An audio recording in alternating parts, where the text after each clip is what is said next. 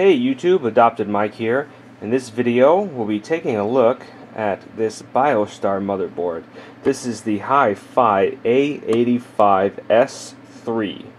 This is an FM2 socket with the A85X chipset. So we'll take a look at the front of the board here.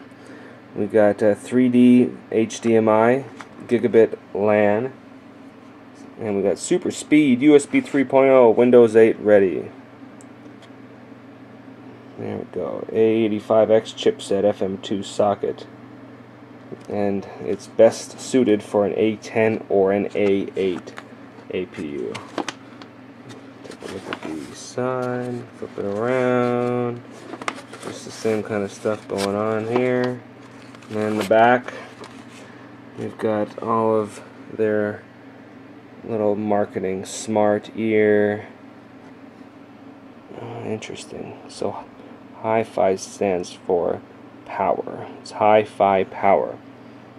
We got HiFi capacitors, HiFi resistors. We got ESD protection, 15,000 volts. HiFi amplifier, HiFi ground, HiFi audio, 100 decibel. Smart speed LAN, gigabit Ethernet, SATA 6 gigabit a second. USB 3.0, solid caps, EUP, HDMI 1.4a, Bio Remote 2. Okay, enough of that nonsense. Let's see what we have on the inside. Okay, we have the standard silver rear I/O shield. We have two SATA 6 gigabit a second connectors. They are both straight-ended. We have the quick installation guide, which is in a poster format. And we have a driver disc, but it's always better, just double check when you can. Make sure you get the most updated drivers. And now we have the motherboard itself. Set it off to the side. Okay, let's get this guy out of here.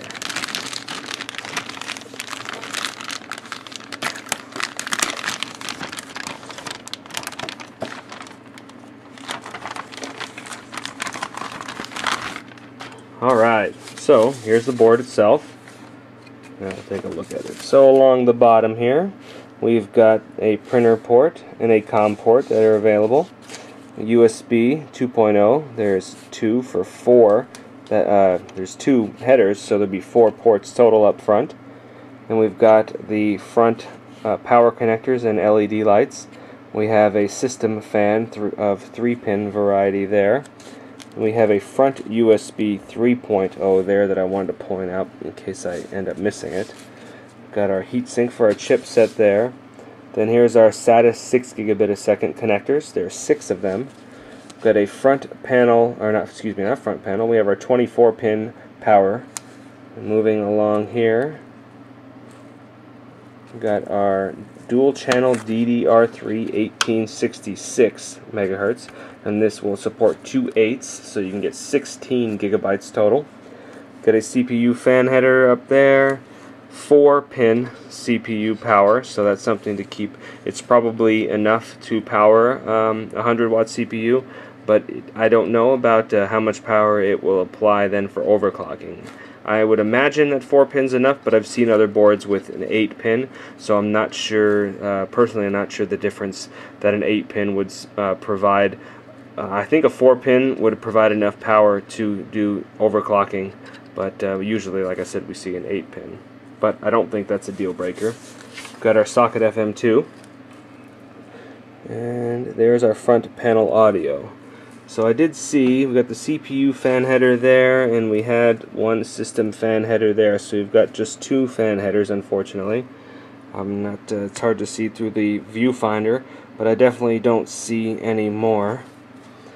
And another thing about overclocking with this too, you might, without having the VRMs with a heatsink, it might be a good idea not to get too aggressive with your overclocking with this board anyway. I think it would be better to I'm kind of surprised for an A85X chipset that we're not heat sinking the VRMs. But yeah, I would just, if you're looking for some heavy-duty overclocking on the FM2 socket, I may look elsewhere just in case, because just doesn't look like enough cooling capacity to really get some aggressive overclocking. But again, that is my opinion. So moving on, we have a PCI Express by 16 slot here that is a 2.0.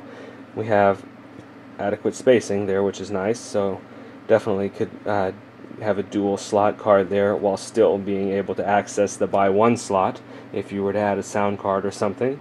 And then you have a legacy PCI slot there as well. Now let's take a look at the front, or excuse me, the rear I/O. Okay, we've got a USB 2.0 mouse and keyboard, HDMI, VGA, those will be provided by the APU, and 2 USB 3.0, 2 USB 2.0 are gigabit Ethernet, and then 3 outputs for audio.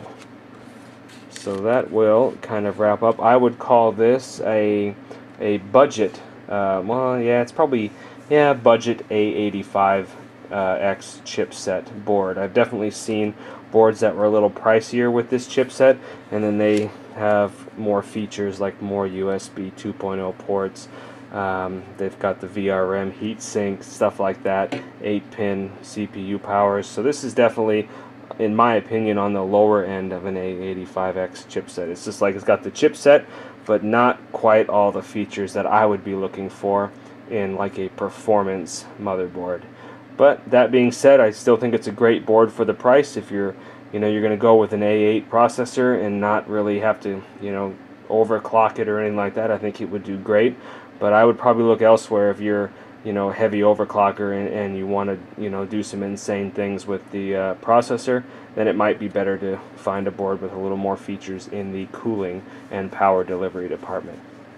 So that wraps up the unboxing of this HiFi A85, you know what, it is A85S3. Okay, I was right. I thought for a second there, I'm like, that almost looks like a 5, but yeah, A85S3 motherboard from BioStar. And as always, thank you for watching.